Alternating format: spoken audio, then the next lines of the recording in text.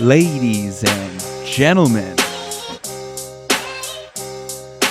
welcome back.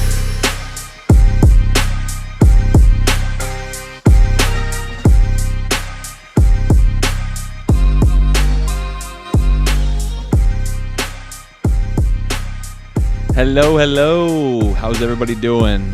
Welcome back to another episode of Turf Today, brought to you by Toro. This episode is being recorded on the Superintendent Network.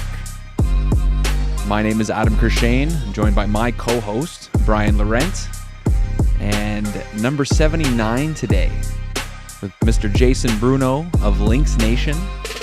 He's also the green team leader at the Atlantic Technical College. He's got a lot going on, some great stories.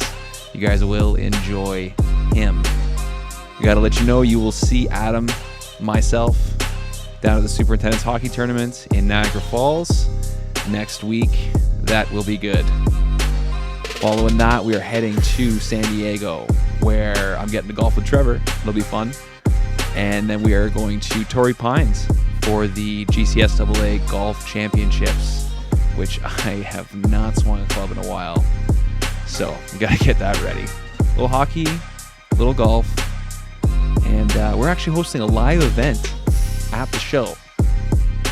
It'll be on Tuesday, and the details will be in this episode. Brian will let you know everything you're going to need to know. You can check out our Instagram as well. We've posted something there. You'll be able to find it, no problem. And of course, we will be on the show floor for the GCSAA conference.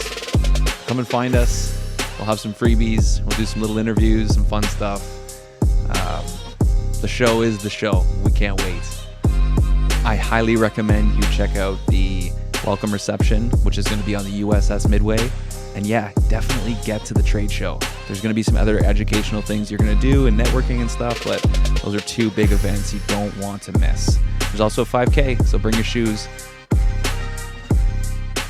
Our presenting sponsors, the Andersons' first segment of Ask the Agronomist, featuring Ben Pease, is today. Catch you on the flip side.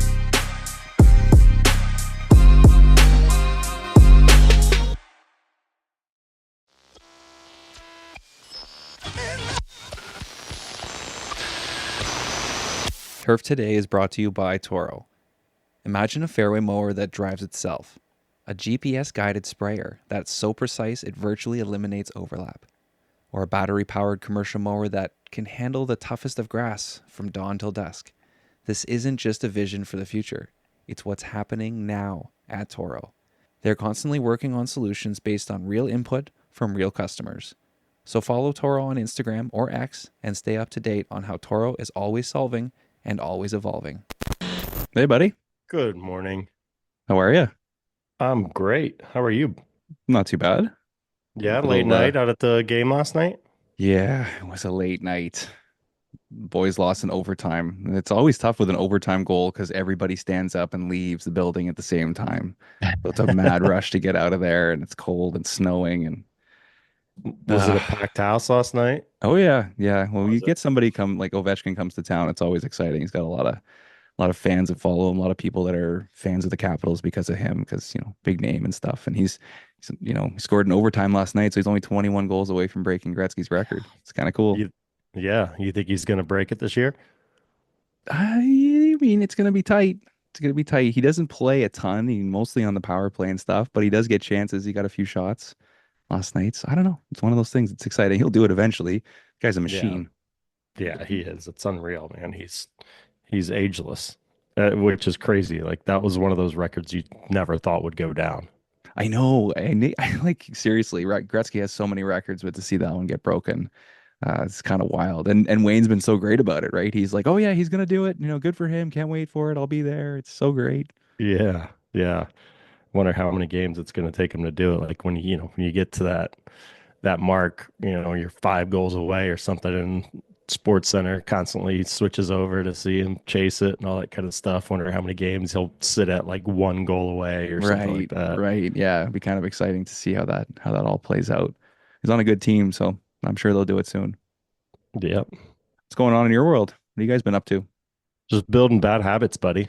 Building bad Staying up, habits. yeah, staying up too late, making the Watching mornings. shows.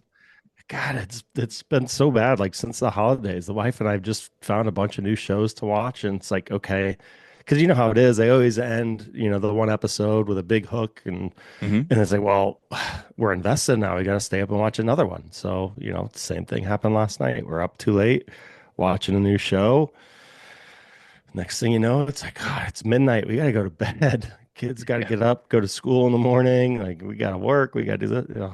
So Yeah. yeah, we got to break. So we were having the conversation like Monday night coming up is the championship game. So there'll be our Hmm. last late night. We'll stay up. We'll watch that. We'll let the kids stay up. After that, it's back to the 10 o'clock bedtime. We can get up, get back to working out, doing all those things. So it's been rough, buddy. It's been Yeah. rough, It's okay to but have a little time off and break the old habits. But it is, but you'll get it's, back into it.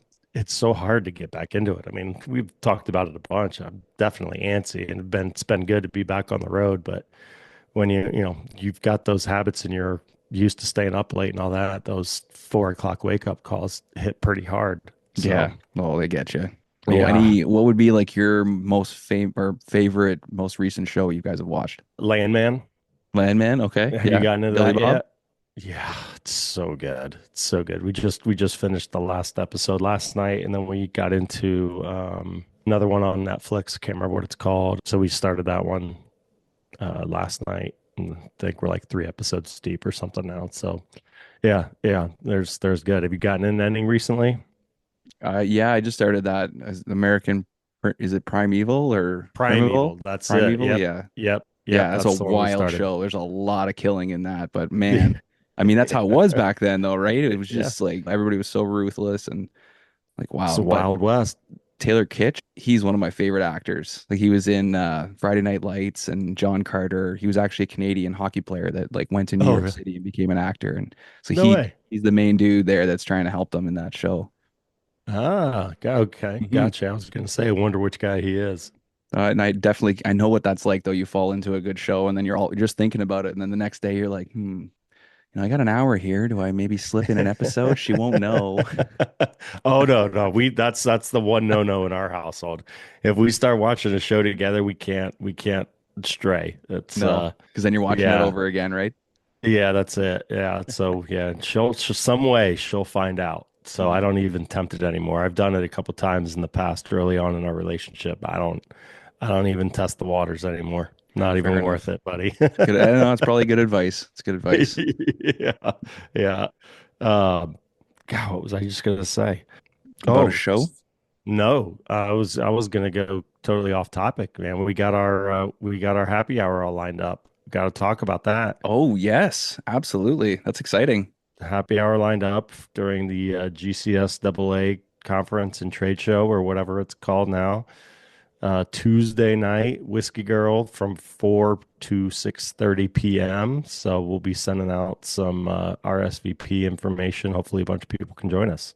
Yeah, yeah, that's going to be awesome. I talked to a couple people that live down there and they haven't been to the bar, but they know about it. And it's a Yeah. bit of a famous spot down there. So I think it's going to be great for our group.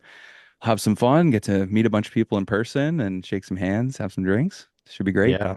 Yeah, it'll be nice. It'll be nice. So we'll provide some appetizers, SN members, we'll get some drink tickets, and then, anyone else obviously that wants to join us is more than welcome, and just go up to the bar and do your thing if that's what you're into. So yeah, Yeah. it'll be great. Be great to get everyone together and see a bunch of people. I know there's a lot of stuff going on, so that's why I tried to avoid any conflicts with a bunch of other parties because I know there's a ton of parties already going on that night. So hopefully this will be a way for people to kind of wrap up with the show, head over to Whiskey Girl, join us for a little bit, and then bounce around to the next one. Yeah, it's really good timing. Like we really, really wanted to do a golf tournament, but Yeah. everything's like kind of booked up during the day with classes and everything you're going to do at the show, and then nighttime is all the dinners and all the big sponsored events and stuff. So it was kind of tough to find even a golf course that had lights for us to have an event like that. So this is kind of perfect. Have a little happy Yeah. hour. Everybody can kind of prime the barrel and before they go out for dinner or before they go out partying. So it Yeah. should be a good time. Yeah, I thought I had a night course lined up, but was called out there and left some messages and sent some emails and all that, and then did a little more due diligence and come to find out that their lights aren't operable. So Hmm. the night golf thing went out the window. It just makes us so exciting for a couple years when they go back to Phoenix and we Yeah, can go dude. back to grass clippings. That's going to be an Yeah. absolute tournament. Like, Yeah. holy shit, that's going to be so much fun. Yeah. Oh, we had a packed house last year with the format that we did with the little Yeah. shootout format, which is a ton of fun. But yeah, I've talked to a few people and even talked to the grass clippings guys. Like that just needs to be an annual thing. Hmm. Just put it on the calendar, see however many people want to come out. We can tie some education into it, maybe some other golf while we're out there. Just make it a big networking event, education event, and have a good time with all the people. And the lights will work this time. They're Yeah. now Oh, tied into the city grid and the lights will work. yep. They've made sure of that. So I actually just saw an announcement this morning. They're doing a live. One of the live teams is taking on one of the grass league teams. Sweet. That'll be Yeah, good. yeah. So like I can't remember who it is. Kevin Na, Danny Lee, and not sure who the other live team member is, but they're taking on the Muskies, which is Drew Kittleson, Drew Stoltz, and again the third name escapes me, but it's yeah the Muskies are like the first grass clippings open champions. Big names. Drew Stoltz obviously is on the Subpar podcast Hmm. with Colton Oast. So yeah, they'll have some action out there. I think that's coming up. I think they just announced it like within the last day or two, and they're doing it maybe as early as next week. I think under the lights, they're going to record it all and then push it out. So it should be fun. Watch that on the YouTube channel. It's time for Ask the Agronomist, presented by the Andersons. Okay, so first, Ask the Agronomist segment. We're really excited to have the Andersons with us on this segment. And joining us is our agronomist from the Andersons, Ben Pease. Ben, wonderful to have you on the podcast today. How's it going? Great. Thanks for having me, Adam. We're excited to give this a shot and get some questions answered from the audience or from the followers. Absolutely. Yeah, well, we're definitely going to have Ben on as a full episode to dig into some things about his career and what he does for the Andersons. And when I first met Ben, he actually told me about something that I'd never really heard about in the industry. It was a first for me. So we can't wait to get into your story, and we're excited to have you joining us. So we're actually going to kick it off with a question from AJ Foskey. AJ asked the best resource to help build a spray/fertilizer program. So what do you think, Ben? There's a lot of good resources out there, but I think first place you might start is look at your own program and what worked last year for you, what didn't work last year for you. Since no one really knows your property like you do, that's always a great starting point. Now that's not a starting point if you're coming into a new position, but if you've been there, look at your failures, look at your successes. This time of year, in most areas of the country, it's a great time to go to these off-season educational events. We've got a couple national ones coming up. Your regional ones are really good, and even the ones that are just hosted by your distributors, they usually bring in some really good speakers. Even if you just gain one or two things from a morning of talks, a lot of the stuff we're going to know. We've been growing grass for years. Nothing's terribly new every once in a while. So you maybe just remember something, or you do take away one or two good new things to build into your fertility program. I really like that continuing ed this time of year. Some other good resources are always your sales reps to some degree, but they do usually have your best interest in mind, and they've got some really good agronomic guidance. So they'll have manufacturer catalogs, which have a lot of good resources in them as well. So the catalogs, the manufacturer websites have a lot of blogs and points of information to glean. You can work those into your fertility program. Another thing that I kind of draw people to is online tools. So the Andersons does have a really good one called the Turf Nutrition Tool. Yeah, Syngenta's got Greencast. There's growing degree day trackers that you can subscribe to based on your location. They'll tell you when you should be applying your fungicides and insecticides, things like that. Weather trackers are another really good online tool, of course. Soil temperature is the big thing across most of the US in the springtime. So, watch that with any of these resources, or fertility or a spray plan. I like to think of it as, we're setting up a roadmap for the year. But, the destination, there's many ways to get to the supermarket if you want to go get something for dinner. But, you can change those things. You can stick to the same route you've always been doing. When we think of a fertilizer plan or a spray plan, we're looking at week by week or month by month, things of that nature.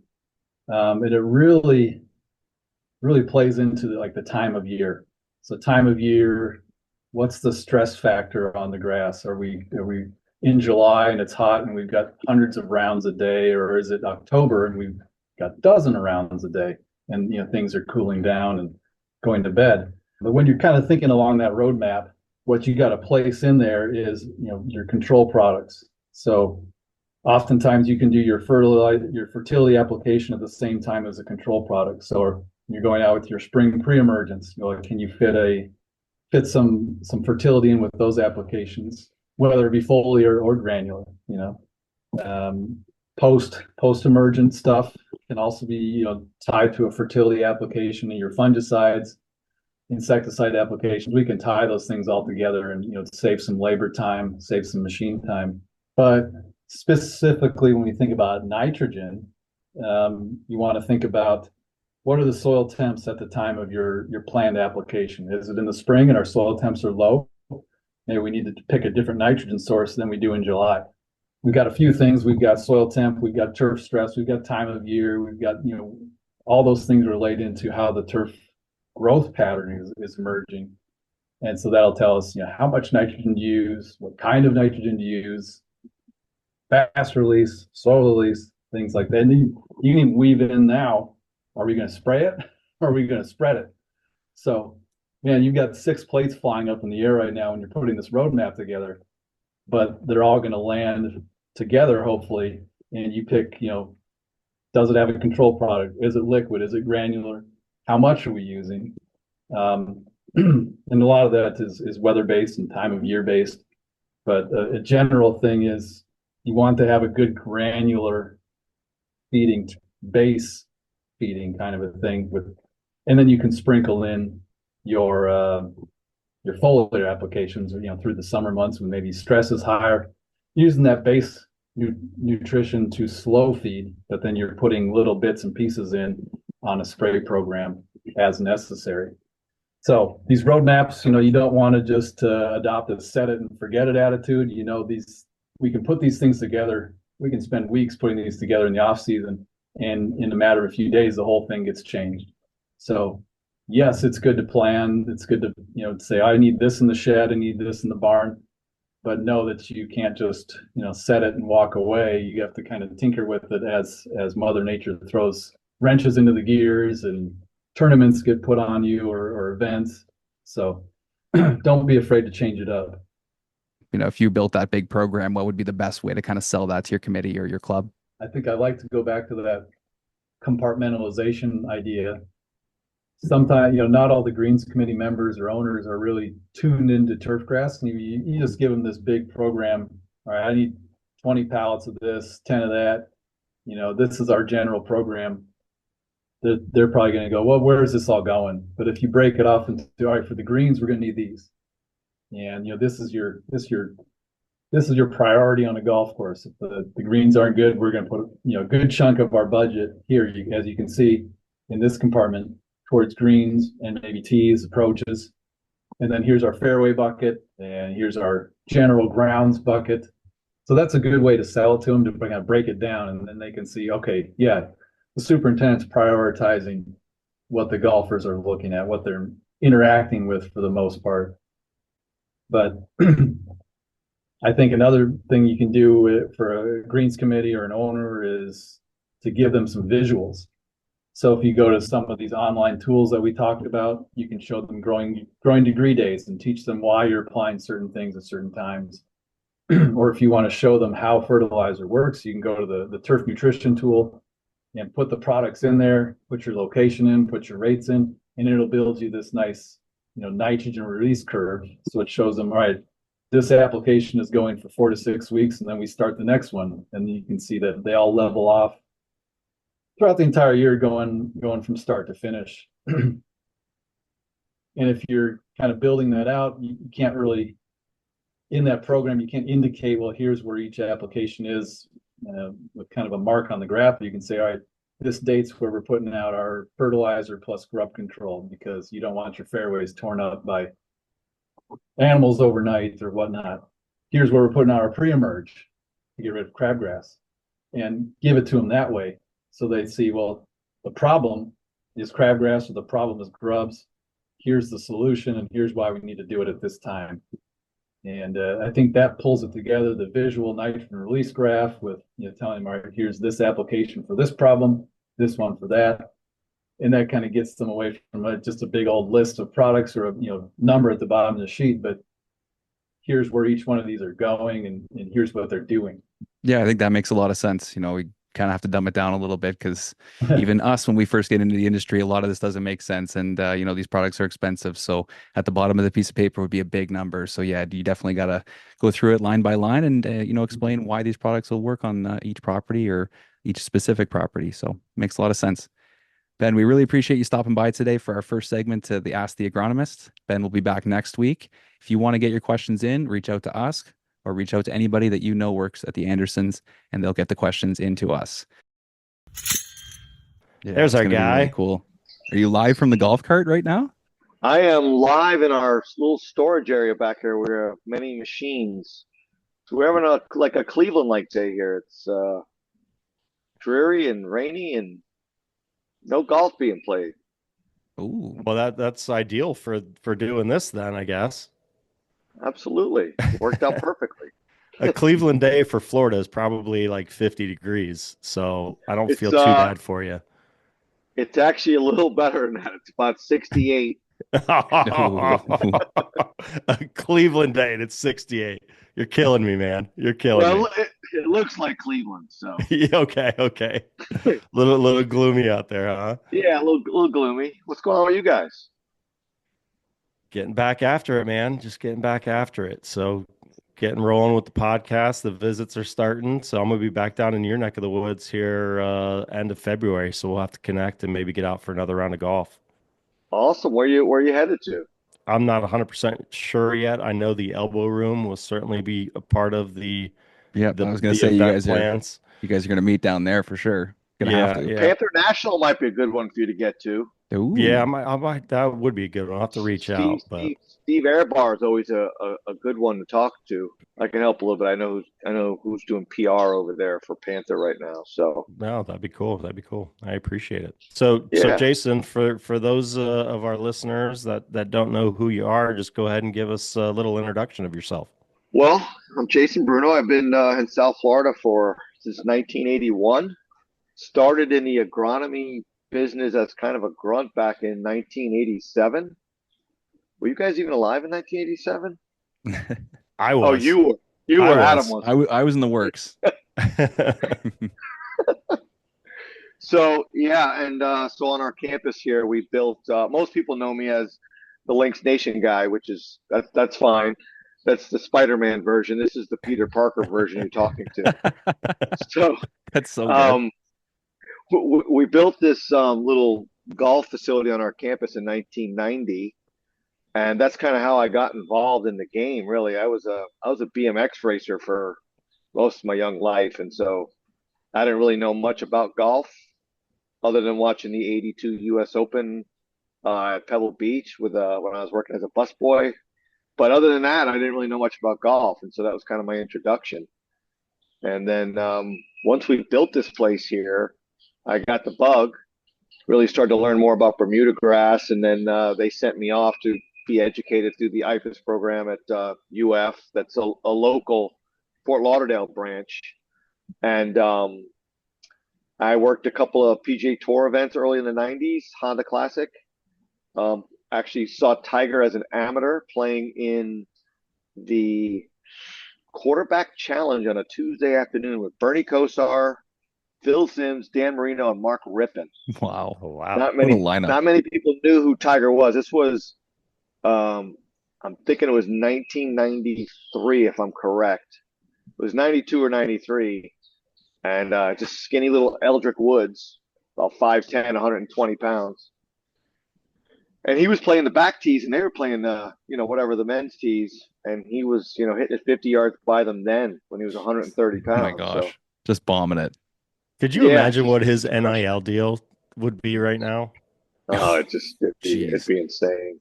So yeah, so that was kind of my whole like early beginnings into golf was, learning how we built this little facility here, and then in I guess it was probably late '90s. We had a horticulture program here where they taught high school students, how to become part of the golf course industry, and then in the evenings they'd have like a certification program for people that were in the industry, and they closed the program, and then the whole baby became mine. So that's when I became like, pseudo superintendent. Um, and so here we are, 30 some odd years later, still grinding away. That's such a great story. So why stay? Is there something that's really kept you at that property? Or, obviously having the whole school aspect is great, but why never move on? Well, I think, there's a lot of when you get involved in any kind of an institution like this, um, you kind of live, eat, and breathe it just like somebody at a golf course. If you find a real good one, you kind of, if it isn't broke, you don't fix it kind of thing. And they've taken care of me here. And, if you're around long enough, you get a lot of flexibility. And that's allowed me to branch off into the media space and start Links Nation and travel. And so through seniority, and just having a lot of hours built up, I've been able to kind of branch off and sort of do my own thing as I transition out of this industry into that one. So it's been perfect. It's been great. That's really nice. So, yeah, tell us a little bit. You've mentioned it a couple times now. Tell us about Links Nation.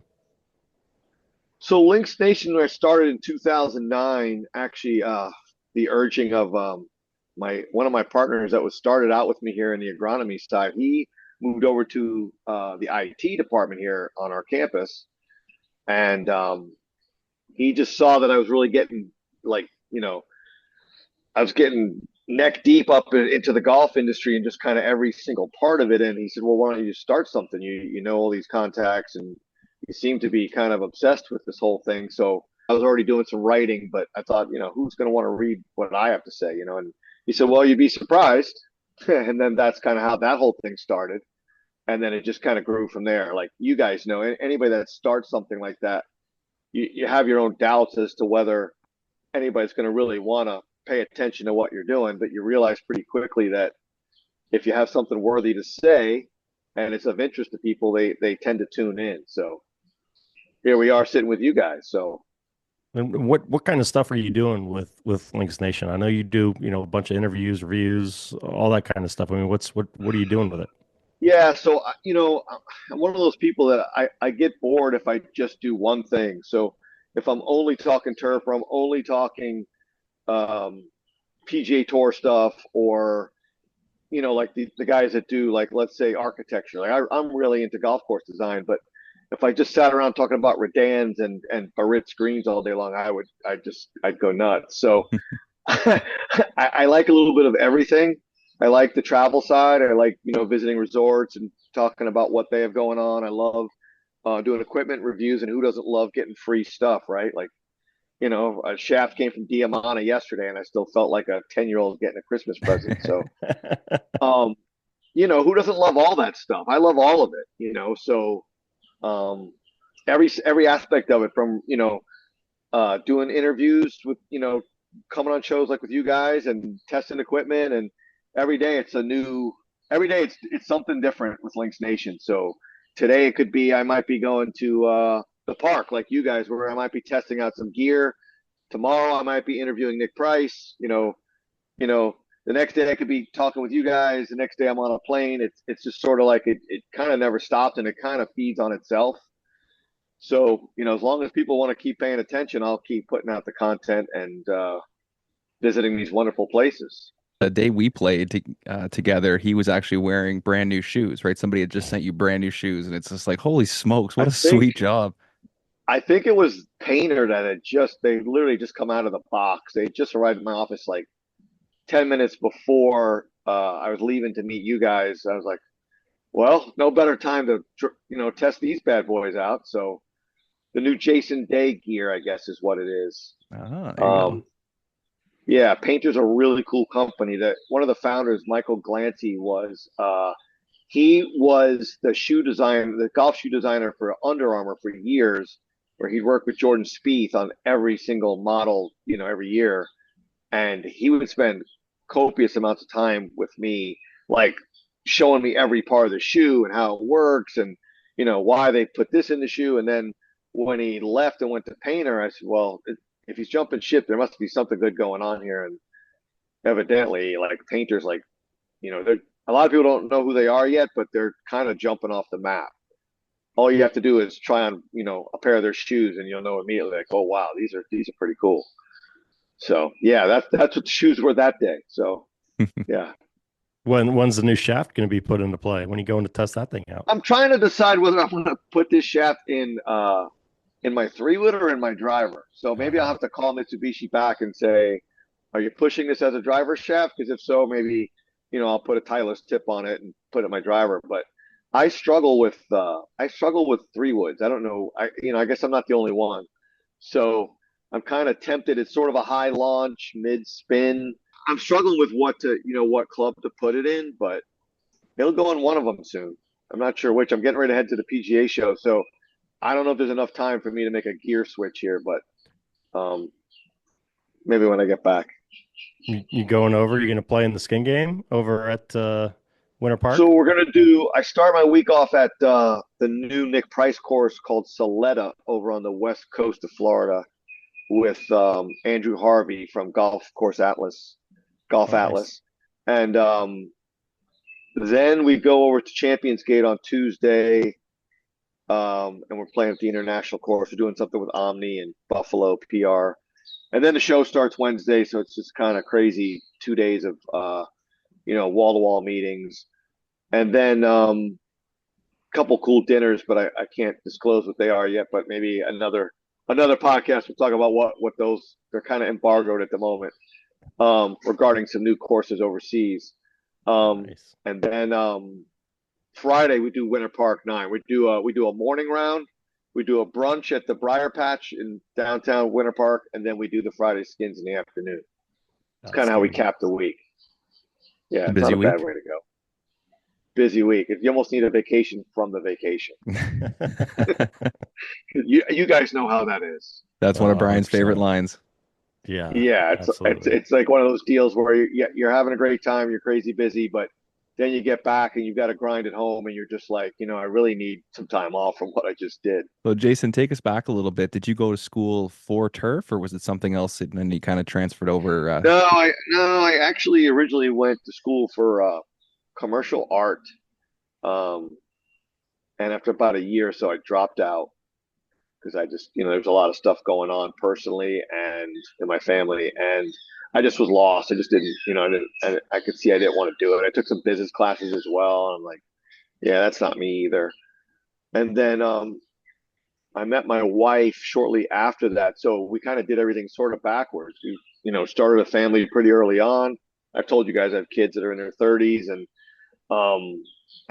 then I, took the job here, and then they educated me once I guess they thought I was worthy, and they sent me to school. So I did some stuff at Broward College, and then did some stuff over at the UF IFAS campus here in Fort Lauderdale. And so that's how it all pretty much came together for me. I kind of did it a little, but you know what? It wasn't a bad way to do it because I learned kind of the manual side of it first.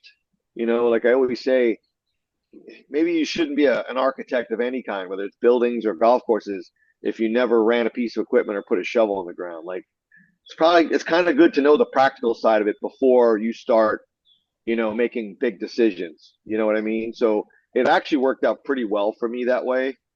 I'm not sure if I would encourage other people to do it that way, but if you don't know what it is exactly you want to do, in my case, I wanted to be a pro BMX racer. And, that didn't pan out. So there's a very select few that could have, earned a living at that. we did it a little bit backwards, but I don't think I would change a thing if I had to, if I had to go back. I think I'd do it exactly the same way. What was it about the game of golf and this industry that really, really hooked you? So, I think initially that I go back to when I was a busboy at this Italian restaurant, this old Italian guy named Dominic. With the U.S. Open was on the TV, and I was just running around cleaning tables and serving garlic rolls to people, and he stopped me and he said, "Hey, just stay here for a second, just watch this." And it was Tom Watson and Jack Nicklaus battling down the stretch at Pebble Beach, and I remember thinking to myself, I was like 15 years old. I remember thinking, one day I'm gonna do that, and I'm gonna go to that place, which was Pebble, and just like stuck in the back of my mind, and then it was probably I don't know, it was probably almost 10 years later, 7 years later that um, I was here at this campus and we started building this golf course. And I thought, wow, if I have my own golf facility, there's no reason why I shouldn't now is the time for me to take up the game and learn more about golf courses and turf and all that. Because it was all there for me to have at my disposal, right? Like I'd come out on a Saturday after work, bring a bucket of balls, and I would just hit this par three over the water until I lost every single ball in the water, and then I'd go home. And then and you'd lose 30, 40 balls pretty quickly when you didn't know what you were doing. And after maybe 6 months of trying to figure it out, and the guy that ran the program here, he sold me his Lynx Parallax irons, and so I was no longer using like ladies Chichi Rodriguez clubs, and and so once I started figuring out how to hit the ball over the water and fairly somewhat accurately, I was hooked. I was hooked. I could come out here with a dozen balls and play all day long. So I think that was pretty much it. And I needed a competitive outlet once I had stopped racing BMX, and I was raising little kids. I needed something still to kind of keep my juices flowing, but where I wasn't getting hurt or where I wasn't traveling very much. I could just I could go to the local driving range, whatever, with my daughter and go pound balls for an hour and then go home. And I think that it was the right time, right place. Just it was one of those things. I love being outside, so it was just a perfect storm, I think, really. Do you have any cool stories from being a BMX rider? Like any great races or big crashes Oh, or I have anything a fun? lot. I have a lot of cool stories and humble brags and crashing, stories. I Nice. mean, A lot of scars for the oh, girls. oh man, thank God my wife didn't have a problem with all these scars I have because yeah, I have plenty. I have plenty of them. Yeah, I mean, we had our fair share. My last year that I raced, we had our daughter was already like 1 year old. I told my wife, I said, look, I'm gonna give it one more go, and then then I'll be done. And so my goal was to win the state championship and get the number one ranking before I retired. And I was lucky enough that it came down to the last race, and I literally beat the guy I had to beat by I must have beat him by a foot, and that's how I ended my racing career. So it was pretty cool to end that with a state title and be done and all that, and kind of walk away like John Elway style. Yeah, So, just right off into the but sunset. that's 1990. That seems like a different lifetime ago now. It's I still drive past that BMX track every day on my way home because I work south of where I live, and it's weird to I see the kids out there on Tuesday nights, riding around the berms and going over the tabletop jumps, and I'm like, wow, that's pretty weird. It's pretty crazy. So yeah, we could do a whole show on that if it wasn't turf today, if it was if it was BMX today, we could do a whole thing on that. You still jump on the bike from time to time, or is it just something you put I away completely? I finally got rid of the BMX bike several years ago just because I knew that there's no way I could help myself. But I did get a mountain bike, and so I haven't ridden in a while, but I definitely want to get back into it. Um, but it's weird because you can never really take that hell rider out of you, even if you're old. You just still kind of have that same mentality. Like you see a curb or you see a little dune somewhere, you just want to hit that thing and catch air. And I'm not sure if I crash, I'm not sure I could survive the crash. So I've kind of just stayed away from that right now. Yeah, golf seems to be like what's pushing my body to the limit these days. So I'm probably not ready for a BMX outing. Getting out those, Yeah, stretching those muscles, using muscles you're not used to when you're out there swinging the you clubs. know, it's it's sort of like somebody who has, an addiction to a drug or alcohol. It's I drive past that BMX track and I'm like, thank God it's on the other side of the turnpike because I could pull off the road at any point. You had young kids, right? Did you ever encourage them to do that, or did you get them into golf instead? The BMX thing, no. My Hmm. my daughter followed me around playing golf when she was, an infant, and Hmm. she became a Division I college player. Yeah, she was the talent. I mean, she won her high school district championship with a 69, and went on to get a scholarship at Florida Atlantic, and yeah, she was, yeah, it was good. The golfing thing actually took off to her because she was Hmm. really the talent in the family. So now she's got 3 kids and she's raising them in Augusta, Georgia. So she doesn't play a ton of golf, but when we get together, we still she could probably still go out and shoot 77 at any point without having touched a club for 10 years. It's very discouraging. That Yeah, drives yeah, me nuts. My yeah. I brother's the know. same way. He's the same way. He can go pick it up Yeah, without touching a club for 2 years and shoot 78. Like, what are right. you So doing? your dad, This so, isn't so your fair. dad probably takes pride in that. Like I kind of take pride in my daughter's, athletic skills, but at the same time, it's like, if I took off, 10 years, I probably wouldn't be able to make contact. Right, right. Forget how to hold the So thing. yeah, pretty much. Yeah, that's how So it is what? for me now. I don't think I played since I was with you guys, and I went out and Oh played man. yesterday to get ready for the show, and I was like, wow, dude, you're like a 15 handicapper right now. No idea what I was It's doing. hard. It's hard. And then you feel bad when you get teamed up with someone for a best ball or whatever, and you're a 6 that's playing to about a 20. It's I got that I get Skins it. game next Friday in Winter Park, and I'm like, am I gonna be a donator?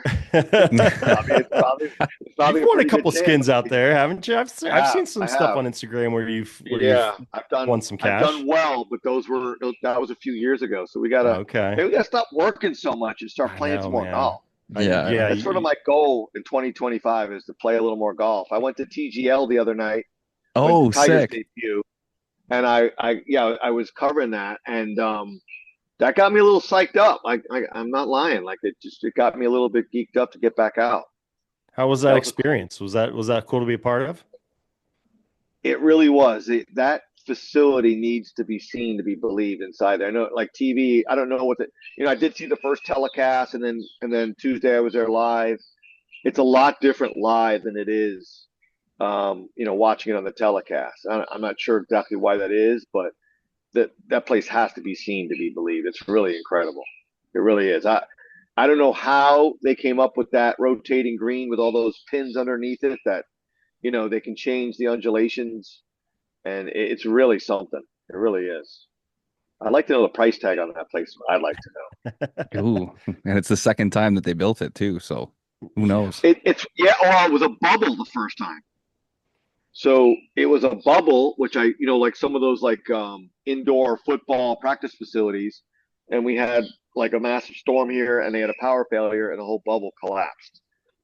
Yeah. That was probably a blessing in disguise, though, because they probably realized that what that facility wasn't all that sustainable for as big of an enterprise they were trying to pull off.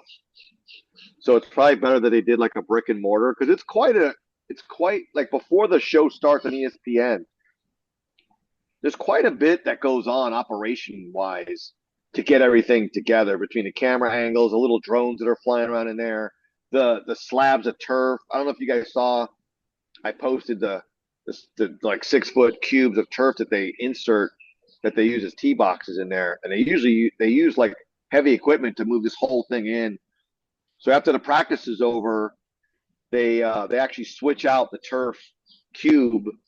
I don't know how much that thing weighs. It's got to weigh a couple thousand pounds, and they just insert a whole nother 6 foot turf cube in there. That's like people think it's synthetic. It's not synthetic. They're hitting off of probably like celebration, like half-inch cut tee box, maybe less than that. Maybe it's like 3/8, and then they have like probably like 1 inch, 1.5 inch rough a cube of that as well. So it's quite the operation. That's It's pretty pretty neat. neat.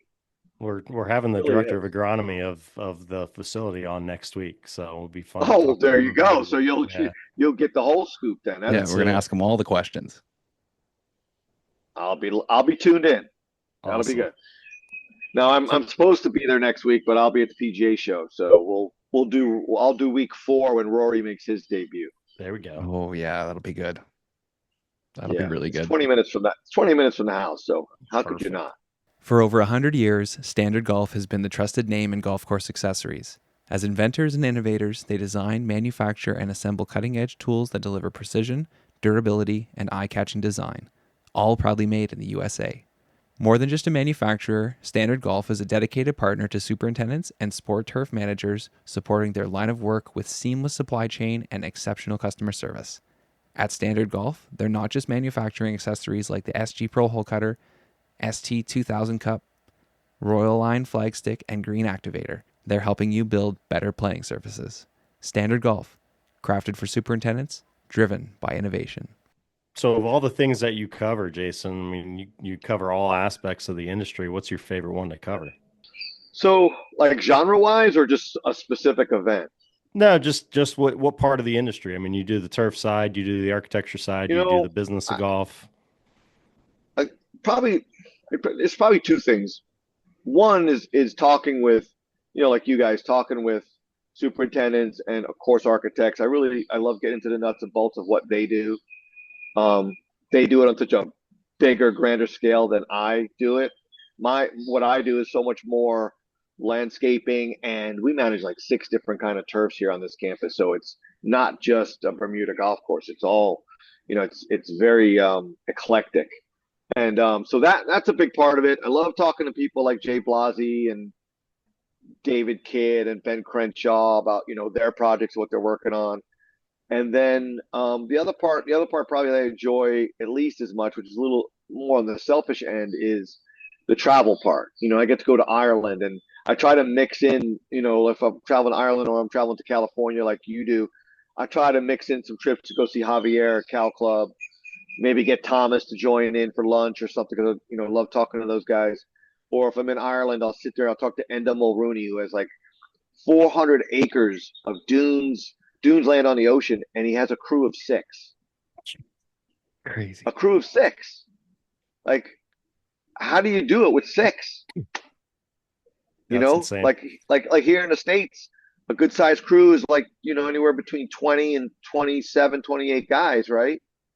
This guy's doing it with 6. We're talking about dunes that are 80 feet tall.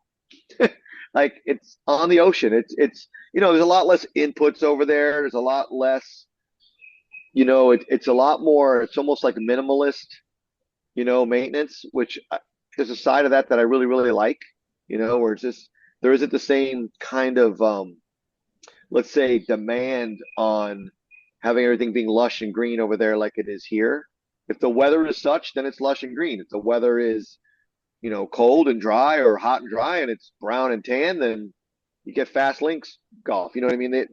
There's a little more, I don't want to say knowledge, but there's a little more tolerance and understanding of the weather dictates the conditions over there as opposed to here where, a lot of the consumers, they just want perfect all the time, regardless of, whether you're dealing with, flood, drought, whatever. So I kind of like the links model. How just the minimalist side of that. I enjoy that. So the travel is a big part of it. But as you know, Brian, travel is kind of grueling too. So Yes, there's something to be said for being home and just grinding on your work at home too. Like it's almost like you can't wait to get on the road when you're home, and then when you're on the road, you can't wait to get home. It's like it's sort of a human nature, I guess. absolutely. That's my home is wherever I am that night, right? I mean, that's basically what it boils down to. Yeah, sure. And My wife tells me when I'm home, I'm not really home at all. So I mean, there's that. Yeah, because then when you're home, then now you're grinding on all the material Yeah. and content that Yeah. just did on the road. So yeah, well, just imagine being Peter Parker, where you're still grinding on turf and then you're on the road. It's like Yeah. you're double dipping. I don't Getting know how tougher you and do tougher to double dip. So it helps well, when the kids are out of the house though, too, right, Jason? oh, it is. But I say all the time, and I don't know. I do a lot more Links Nation content now than I did, say, 10, 12 years ago. But I played golf like 4 days a week back then. And I was, like a +1 handicap, and I was out of work at 2 o'clock. And, it was, I helped coach my daughter's golf team. She was in high school many years ago. And so now it's like I feel like I should have a lot more time because there's no kids at home, but I feel like I have a lot less time and I don't really understand it. I've tried to figure it out.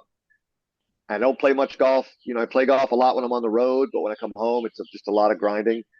So it's weird because I in 25 I got to get out. I got to get out on the golf course more for sure.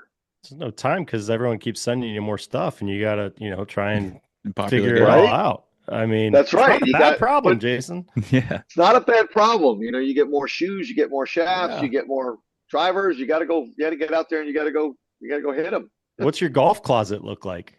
Cool. Well, the shoe part of it is it's a little bit obscene. I try to keep paring that thing down and purging it. I got to find more people that wear my size. Um, but we'll talk about that off air.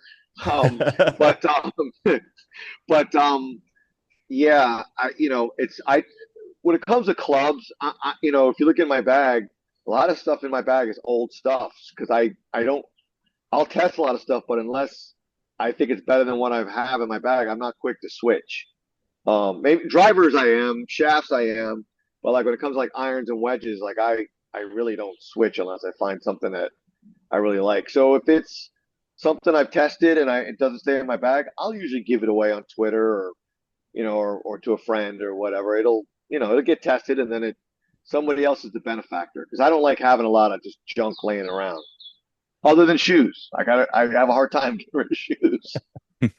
Clubs, not so much. Like if a club doesn't work for me, I have no problem. Like there's no sentimental, feelings. It's out the door.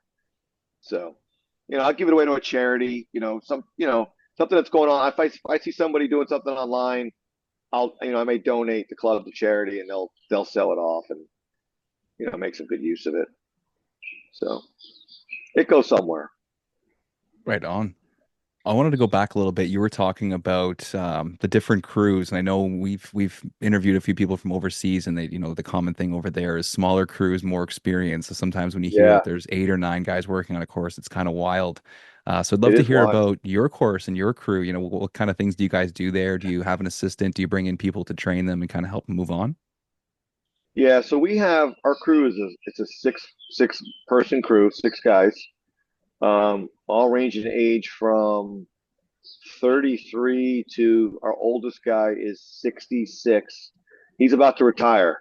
So we got to find somebody to fill his shoes because he's that guy that, he's just dependable, great attitude. Everybody loves him. Kind of that irreplaceable guy, like you Hmm. say, everybody's replaceable, but there's some people that really aren't replaceable, I think.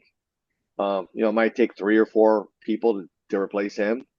Um, So we got to figure out somebody to replace him. I'm really because we're here on a campus. A lot of times our farm system will be people on our campus. So this is sort of a multifunctional campus.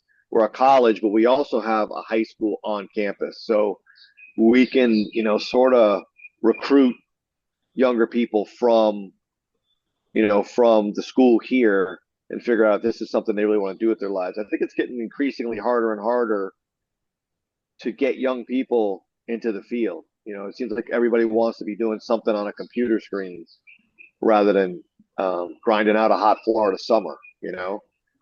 At least that's been my experience. It's been a lot tougher to just find labor that then you can turn into skilled labor. But yeah, I have a good assistant.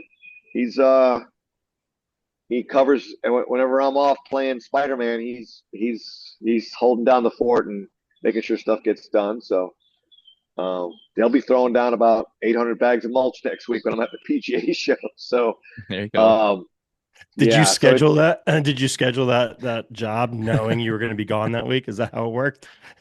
No Maybe. comment. You're going to plead the fifth. yeah, It's I'll plead the experience fifth. right there. Look, you've earned it, Jason. You've earned it. We had some other projects going on, so we kept kind of shoving that backwards until yeah, until everybody was here except for Jason. So Oh it's man, gonna work. It's gonna work out fine. that's funny. When we were playing golf down there, you had a really cool Matt Schaefer story that I'd love for you to tell us here. Okay, so I'm guessing this is the Matt Schaefer story at the 13 U.S. Open, where Mike Davis came into the tent. Is that the story that you're Yeah, talking that, and about? then when you saw him afterwards. Hmm. Oh, okay. So yeah, so basically, I think this was probably it might have been the Wednesday of U.S. Open week, 2013. Um, in the morning, Mike Davis and I think it's Darren Brevard, I think, came in the shop and they were telling Matt that they needed to cut down, and it's too tall. We want you to take like an inch and a half off the rough, and so this comes kind of on the heels of Matt Schaefer had been on the Golf Channel, like I think the night before, and everybody's saying, well, Marion's like 6,800, 6,900 yards. These guys are probably going to tear the place up. It's wet. We had rain that whole week. And so Matt was kind of fired up. Like we were in our hotel. Everybody from the like 100 volunteers from all over the world were there, and Matt's on the Golf Channel, so we're all watching the Golf Channel that night in the hotel. And they said, "Well, Matt, what do you think the winning score is going to be? Because people are saying it's going to be like double digits, going to be close to 20 under par. They're going to tear your golf course up." And Matt just like went off, and said, and we were all cheering in the hotel. It was like you could hear like a rousing ovation coming out of every hotel room because Matt was just like fired up. You don't expect that. You expect him to just kind of give like a coach's answer, and Matt's just so old school. If anybody knows Matt, like he just there's not a big filter there. He just went off and said like my golf course is going to beat these guys to a pulp. There's not going to be any 15 under par, none of that bullshit. I think they had to like bleep them out. And so then the next so that's sort of the backstory. And then Mike Davis comes in and he's saying, yeah, I need you guys to cut the rough down. Like you got to take an inch off the top of it, whatever. So they walk out. Matt turns around to his mechanics and he goes, "The fuck we are. You take the blades off those rotary mowers and send those guys out there, let them run through it, make it look like we cut it, and bring them back in." So, and nobody ever told the story publicly, so hopefully I don't get in trouble for saying it. But what the hell?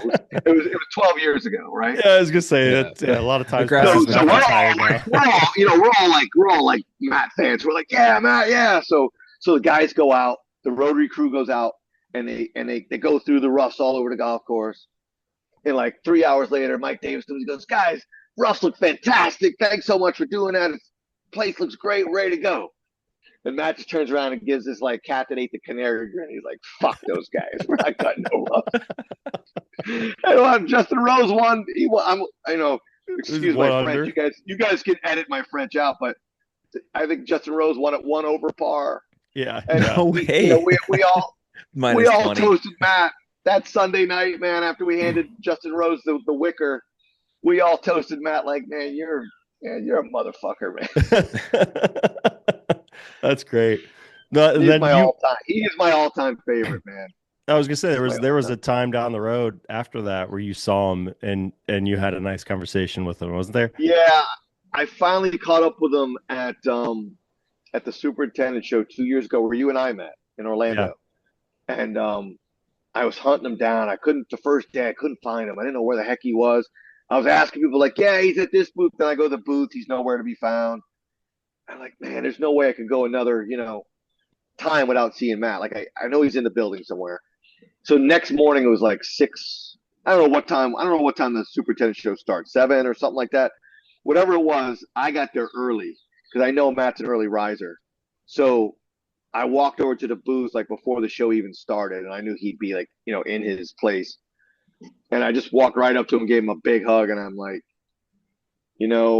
you've changed so many people's lives, and including mine. And I know I've never really gotten to tell you this in person because the last time I saw him was the Sunday at Marion. We hadn't seen each other since. We exchanged a few emails and stuff, but nothing. We hadn't really seen each other. So I just gave him a big bear hug, and I just told him, I said, you've opened so many doors to me. I really can't even express how important you are to me. Even for somebody I hadn't seen in whatever it was 10 years. Guy is just class act, He's all about getting the job done, no nonsense. You know, he's just first class all the way, man. You Love the you guy. you said opening doors and stuff. I mean, how did he help you? Well, I mean, it all started where I went up there to interview him, and it was actually July 4th, 2011, and he was working July 4th. And I was sitting down talking to him, and he got a pretty quick impression that I knew something about turf beyond being a media guy, because I never said, what I do for a living outside of Lynx Nation. And he just called timeout in the middle of the interview, and he's like, "All right, timeout. Who are you? Where are you from? How do you know what you know?" And so then I kind of like gave him a quick, you know, tutorial about me, and for about a minute or so, told him, where I come from, what I do. And then he turns around and he says to me, "Well, how would you like to work at the U.S. Open on my team?" And I just like, my jaw dropped. I was like, "Wow, are you kidding?" And he's like, "No, I'm not kidding. I'd love to have you." So I show up at Marion and I meet all these incredible human beings, from Aaron McCurdy to Dean Lennert from Sydney, Australia, Robert Birdsall, who has since passed away, is a good friend of mine, became a good friend of mine. These are all superintendents around the world that I got to meet. That really, it just, friendships grew. We went on to work the 15 U.S. Open at Chambers under Josh Lewis. That was all because I'd worked at Marion. It looks good on your resume when you worked the U.S. Open at Marion. Oh yeah, we'd love to have you. And then the same guys that I worked at Marion with, I contacted them. I said, "Hey, you want to join me in Chambers?" They joined me in Chambers. Then we met, quite a few other people, and then we went on to work the 19 U.S. Open at Pebble together. And so much so that my buddy Robert Birdsall, he was a super down in Mexico, but he's a native of Michigan. He he had been battling cancer for a couple years before the Pebble Beach Open, and he had told his wife that, we didn't know this, that his only goal was to just make it there to see me and Dean and work with us at Pebble Beach. And he did, and we saw him, and he was fabulous, and it was fantastic. And then about 2 months after that, he passed away, and we had no idea that he was even still sick at the Open. Man, He looked wow. great, he worked great, and then I got a call from his wife that he had passed away, and that his dying wish was just to be able to make it to the U.S. Open, and he did. So, yeah, kind of a bittersweet story, but I'm so glad that I got to meet him, that we got to become friends, and that we got to share that time together. So, yeah, and that's all Matt Schaefer. Like, without Matt Schaefer, I don't know any of these people. Don't have those experiences. From the kid that was working in the Italian restaurant in 1982, watching Pebble Beach on the TV, to working, to raking that bunker on 18 every morning, is like, it's like, wow. It just was, like a full circle, all because of Matt Schaefer. So, he didn't have to invite me to work at that Open. He could have just did the interview with me and drove off in his cart and said, "See you," and that would have been it. But he reached out, and I thought that taught me a lot, I think, that day. More important to be a mentor and lift people than it is to, you know, get what you're trying to get out of life. It was just it was a good moment. So that's Matt Schaefer for you, man. That's all Matt, you know. That speaks a lot about his character. I think that's pretty common in this industry. A lot of the leaders that we Yeah. talk to, and you've seen, a lot of different angles through golf. And I just want to ask you about the networking side. How important do you think that is, not only on the golf course, but in the whole industry, surrounding the support that we have? I think it's everything, because those guys, people like John Riley over at Longboat Key Club that I know you guys know, um, those guys like just love sharing information. Um, and it's like a fraternity, even me not being, in your typical golf course setting, I could reach out to any of those guys and ask them, any kind of help, information. If I want to come take a visit, pick their brains, play golf, whatever the case may be, even if it's just, sit down, have lunch, see how they're doing. Um, the whole industry's like that. And I'm sure you guys have had the same experiences that I have. And that's probably why I'm still in this industry 38 years later. It's just, it's hard to get it out of your blood. And when I do finally transition, into just the media side, it'll be bittersweet for me too. Those guys are all, I consider them all friends. They're all just wonderful people. It is definitely the best part of the industry. And yeah, we wouldn't be here if it weren't for people helping us and, the network of relationships that we've established, kind of helping us and encouraging us and pushing us along. So it's certainly the greatest part of this industry. I think everyone we talk to is pretty much says it's what they enjoy most about it. So that's Yeah, great. yeah, and you're so fortunate to have grown up with your dad, and so Yeah. that's like part of your DNA and part of your, who you are. And so that I think that's a testament to your dad and what the industry's done for him and how he's transferred that to you. And then, from the first moment you and I met, I almost felt like you were like a brother. You know what I mean? It was like we're like two kindred spirits. And so I think that happens a lot in the industry.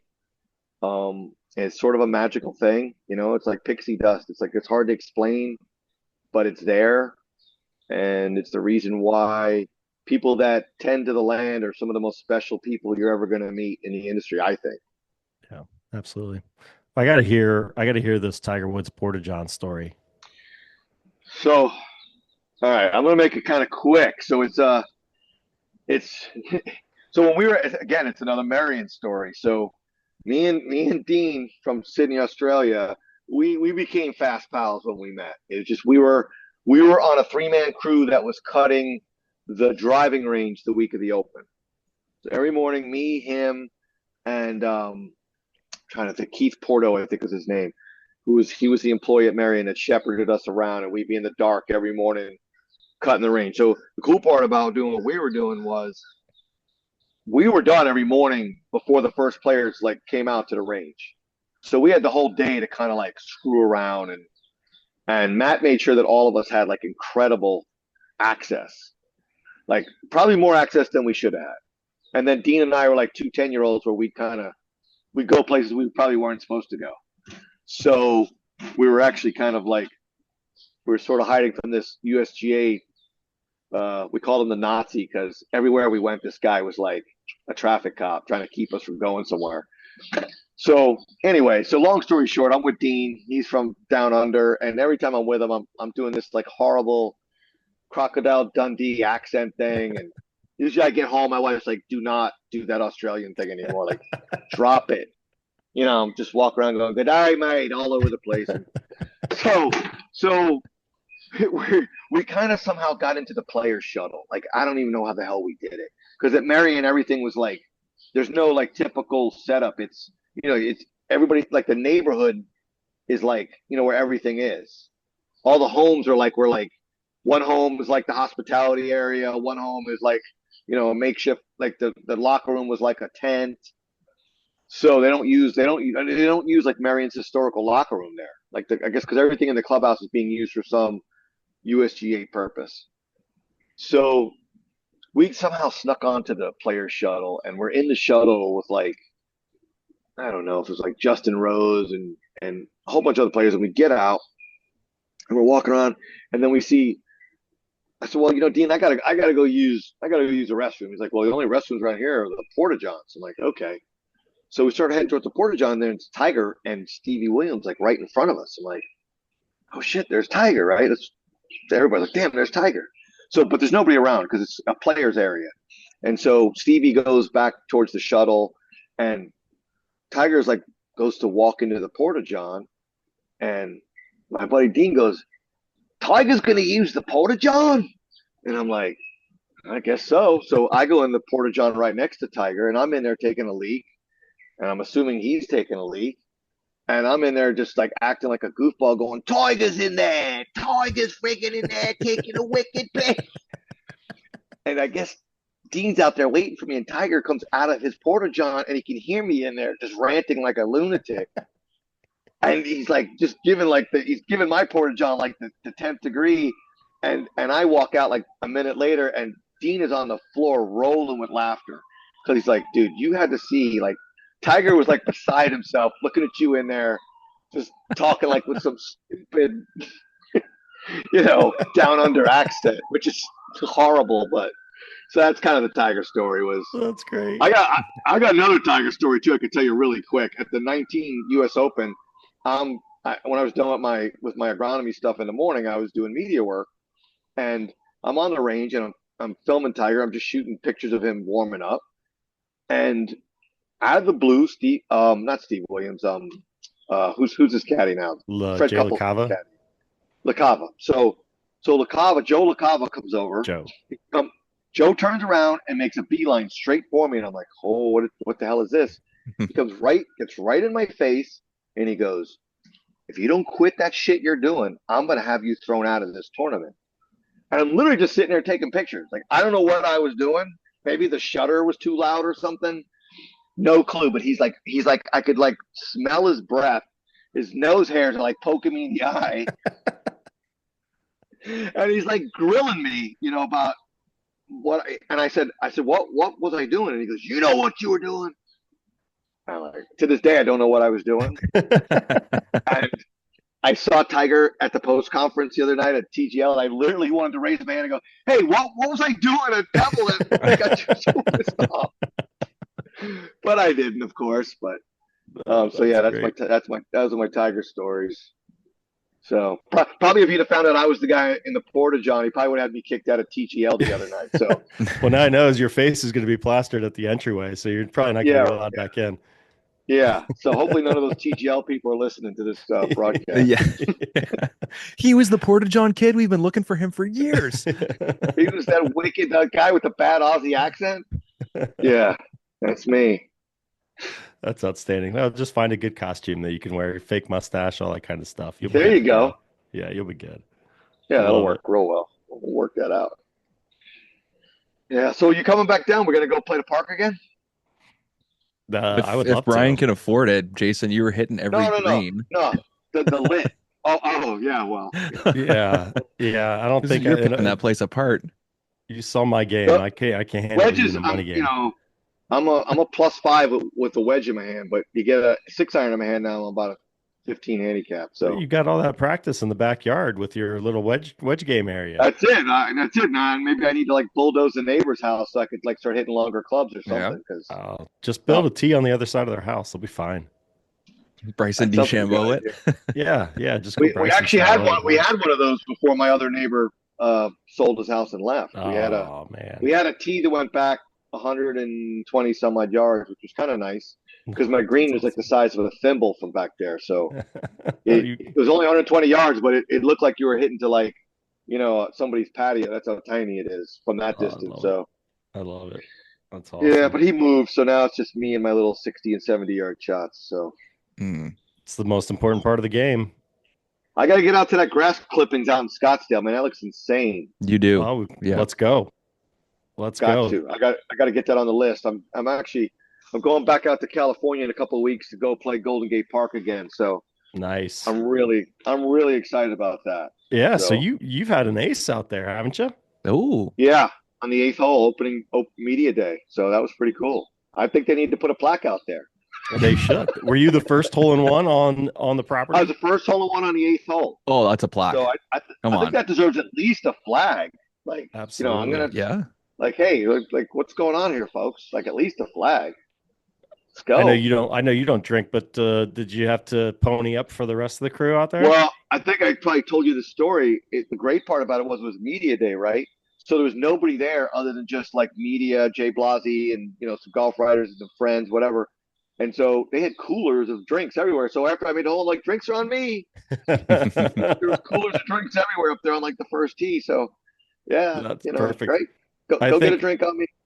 I think the only other hole-in-one story that I've heard that is as good as that with the free drinks was when Gil had the hole-in-one at the opening of his new one out in Coachella area. He was playing with some of the owners. They had their like first round out there, and Gil made an ace. They didn't have, the bar wasn't open. None of the facilities were open. Yeah, so you get away cheap. It's a terrible rule. The guy that makes the hole-in-one goes broke. Like, who came up with that? It's terrible. Great shot. Empty your wallet. I'm gonna see Gil next week, so I'm gonna ask him about that. That's good. You have to. You have to. Yeah, Are you gonna see him at the show? That's one of those things you can't talk about. Yeah. Okay. We'll drop it. But we can talk off air about it, or I can send you a message about it. Yeah. Love it. But it's publicly embargoed at the moment, so I got it. I'm sworn to secrecy. So with everything going on, Jason, what's the thing you're like most excited about that you've got planned, whether 25 or beyond? You got anything big in the works? That's a good question. I'm actually working on like being a partner with executive golf tours. So that'll be like a big part of my next, sort of venture as I transition away out of this side of the business and it more into the media side is I'll be doing a bunch of I'll be sort of in for lack of a better term, I'll be kind of a chaperone on some of these overseas tours in Scotland and places like Portugal. I can't wait to go see and talk to the turf guys over there and see how they do it. And that's really what I'm looking forward to the most.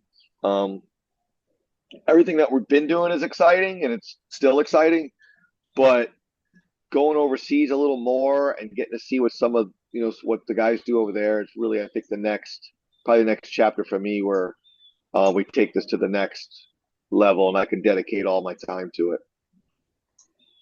Nice. You'll have to start a podcast too. Gonna have to get behind the mic. You know what? I have found that it's a lot more fun to be a guest of podcasts than to be a host of podcasts. Mm-hmm. This is what I've learned. I've done quite a few podcasts and I've done some radio spots with like ESPN radio and some different locations, and it's a blast to come on for 30, 40 minutes, and it's like having kids. It's a lot better to be a grandparent than a parent. I've learned that. I learned that too. I didn't really want to be a grandparent. I didn't care about it, and now that I am, I have 5 grandkids. I'm like, I would have just skipped the first part, just do this part. Adopt a 22-year-old or something, or the podcast thing. You gotta get guests. You gotta have everything ready to go and edit. And I could just come in and just be like the guy who eats the food and eats the cake and goes home. Someone else's party. I love it. Yeah, it's fine. Yeah, I like you guys. I like hanging out with you guys. If you need a guest, just call Jason. He'll be on. That's it. You got stories for days. I love it. I do have stories for days, and we can next time we have dinner and we play some golf, we'll have some more stories. Well, I'll be reaching out to you. I'll let you know the dates that I'm down there, and we'll connect. We're staying in Fort Lauderdale again, but I'll be making the trek up. So yeah, the wife's got a conference, so anytime we can piggyback a trip and I don't have to pay for a hotel, it works out perfectly. No, believe me, I totally understand. I totally get it. Well, it was a blast hanging with you guys. I wish we could have done more, but we'll do it again soon, hopefully. Yeah, absolutely. I know Adam's already itching to get back down there, so oh my gosh, I miss it. We'll have to make that an annual trip or something. Yeah, we'll do an annual trip where I'll host you guys at the house once I get the green redone. We'll have some games out there. You have to brush up on your You have to brush up on your 16, 70-yard shots so we don't. Well, no kidding. Have to go. We don't got to go retrieve golf shots into the neighbor's, complex over there. I hear you. Well, you were earlier dropping some names that you're going to be talking to: Nick Price, Jay Blasi, David Kidd, and all that. So we appreciate you slumming it with us here for a little bit. Oh man, come on! This is as good as it gets for me. Man. This is a blast. I love it. Before we let you go. Yeah, go ahead. I'm sorry. I was going to say, no, just before we let you go, is there anything we haven't covered you want to talk about?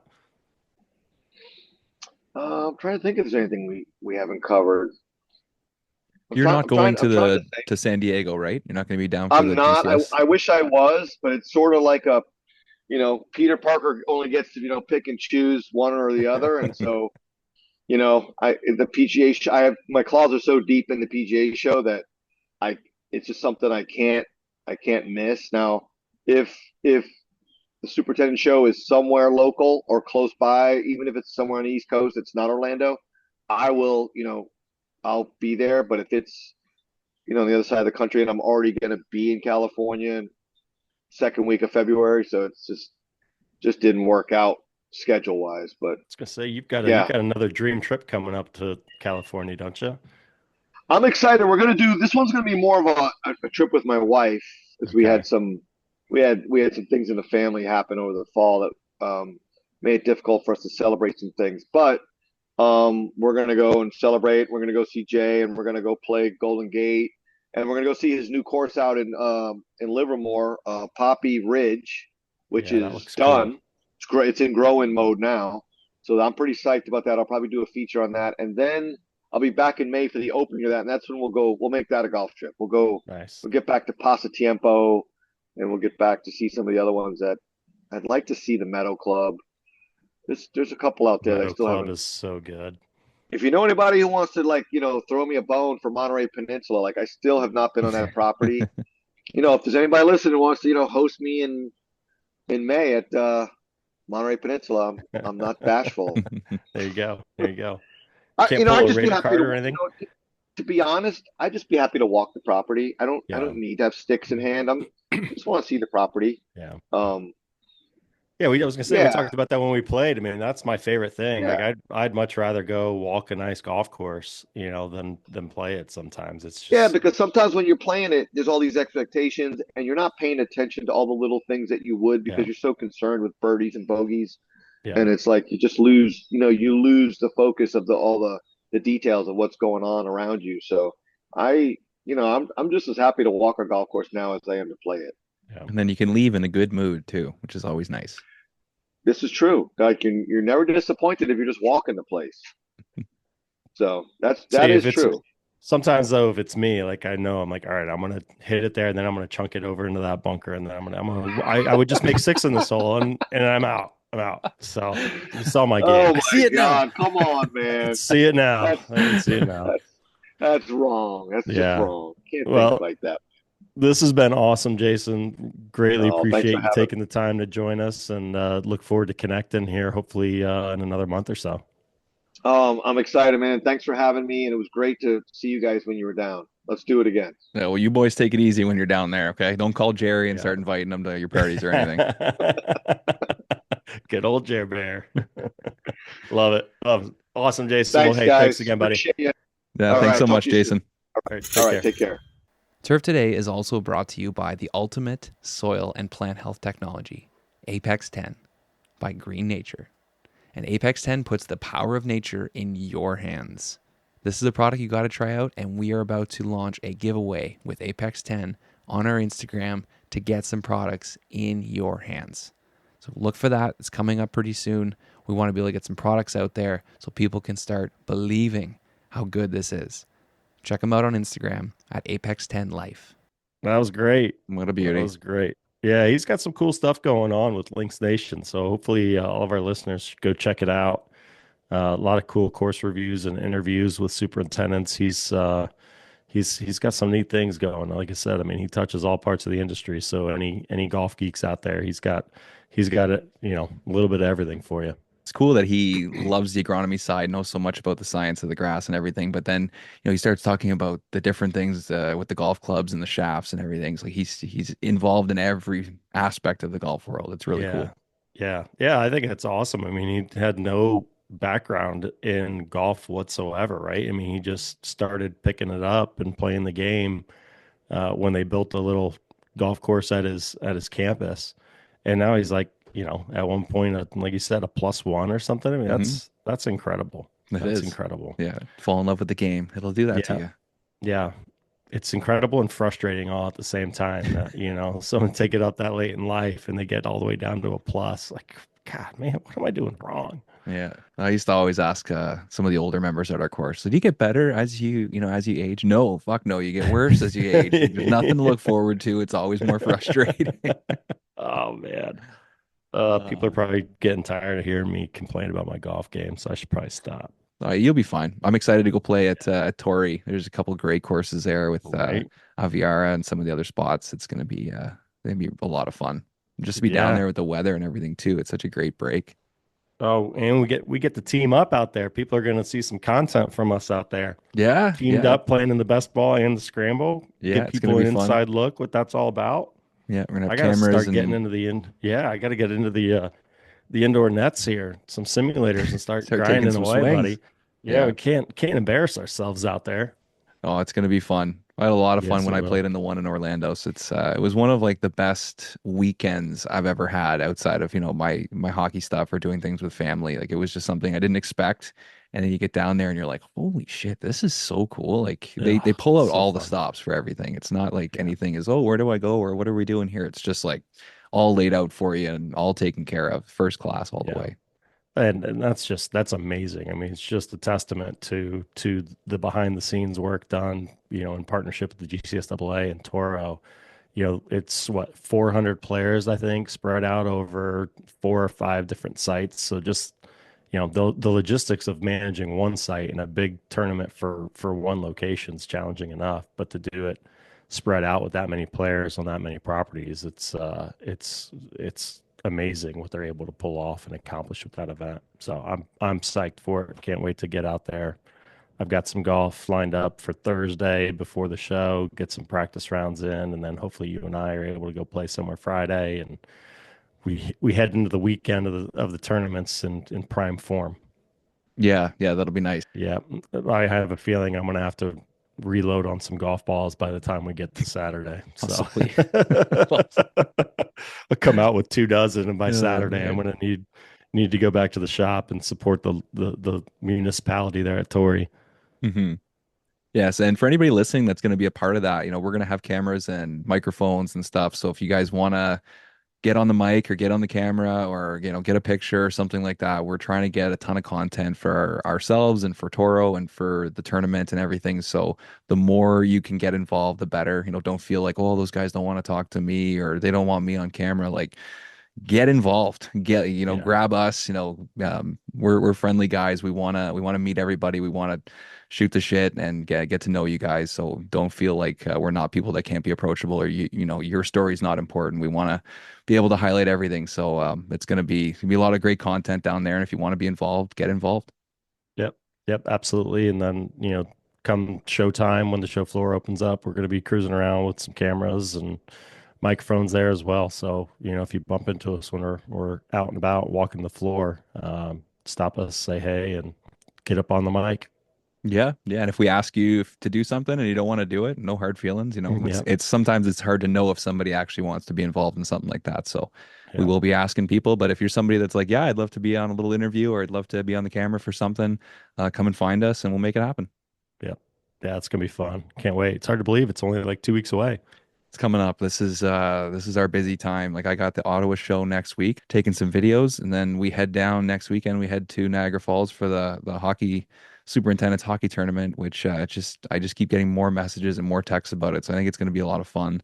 We did hear that the Michigan team pulled out, which is very Oh, unfortunate. no. Very unfortunate. They always have a great team, good group of guys. So I don't know, something must have come up with them, and they can't make it. But it's going to be a competitive tournament, and we turn around and we fly to San Diego after that. So Yeah. lots of content and probably lots of beers, but I'm looking forward to it. It's a busy That time of usually year. makes for the best content. Usually does. Yeah, that's true. Yeah. Yeah. Yeah. How pumped are you for the hockey tournament? Excited. I've heard that some of the teams have been beefing up their rosters, so I don't Oh, know. It's going to be fun. Like it's always that it's a fun tournament. You're down there to network and get away and be with your buddies and stuff, but then it gets really competitive too. So it's like it's a bit of a double-edged sword. so do you have to like check everyone's credentials to make sure they're not bringing ringers in and stuff? Like, they just getting former professional hockey players and stuff like, oh yeah, he's on our staff. Sure. From what my understanding was, it's supposed to be anybody that's in the industry, maybe somebody that's slightly removed from the industry.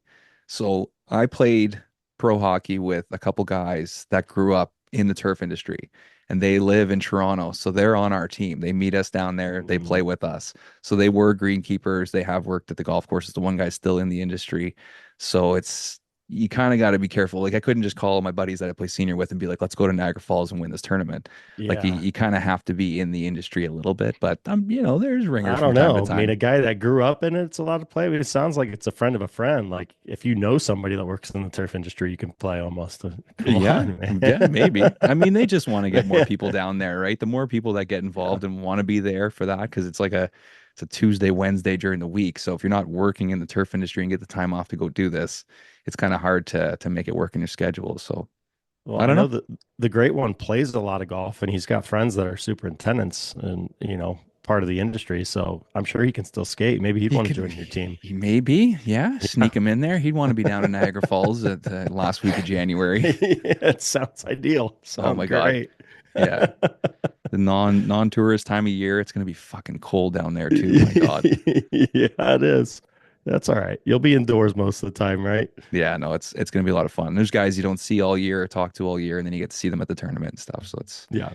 no, And it's going to be a good one. have a big hotel, right? You all stay in the same place and hang out downstairs after the games. It's a joke. Like the way that they have that hotel set up, anybody that's been a part of that, it's amazing. It's just like getting to be kids again for a few days. Yeah. They're just like, here you go. Like if they had mini sticks set up at the rink, I bet, or at the hotel, I bet you guys would play. Yeah.